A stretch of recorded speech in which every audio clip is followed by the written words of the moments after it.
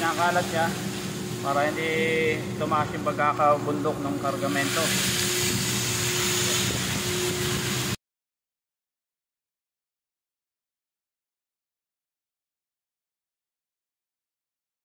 Tayo natin ngayon ang loading dito sa Anchorage Tapaneo. So ito po yung process. Tatabi yung parts, tapos gagamitan po ng ship's crane at grab clamshell. Yun po ang process ng loading dito sa Tapaneo. Yan, kinakalat siya para hindi tumaas yung pagkakabundok ng kargamento. So ang sistema ng pagkakarga dito ng kurahe gamit ang grab at crane ng barko. Yan, dadakot siya. Paubos na nga pala laman ng grab. Ayan, makikita nyo, konti na lang. So doon siya dadakot. Na lang remaining cargo. Paubos na to. Dumikit yan, napakadami niyan, maapaw siya, naka ship side at medyo maproseso din, hindi ganun kadali dumikit dahil pag mabara-bara yung radiator ng tugboat, collision yan, mapapangga yung estado ng barko. Yan, umangat na siya. Tatalin na ulit sa bodega.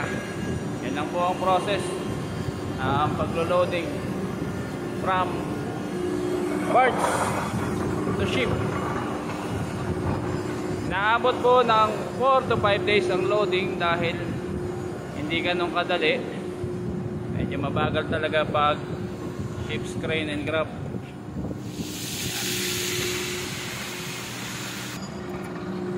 Ito naman, nagkamali siguro, kaya naitambak. Kamali ng buhos dito, o siguro nagka-problema yung pagpindot ng crane operator, kaya natambakan dito sa kubyata. Ito, tinitesting ang operator.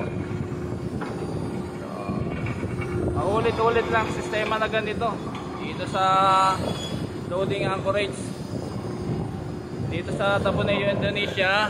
Mostly coal ang kargamento dito. Sa kabilang side yung nickel ore na tinatawag.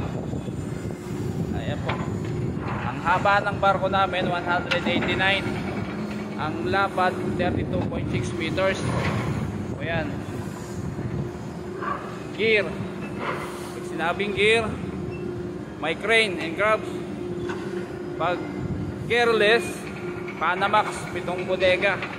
Yan po mga logistics, para sa informasyon lang ng mga walang knowledge. Sa mga kabaro at mga seaman o relatives ng seaman, may idea na po sila. Ina-explain ko lang para lang sa mga walang idea dito sa ships operation, loading operation. Ito po, yun lang po, at maraming salamat mga logistics. Sana ipatuloy kayo mag-follow, subscribe, and share. Thank you. Yan, maraming barko na nakaangkorahe, puro maglo-loading po ng ano yan, coal. Ba't iba ang destinasyon? Sa amin, punta kami ng Thailand. Ayan, makikita nyo, napakaraming nakaangkorahe na barko.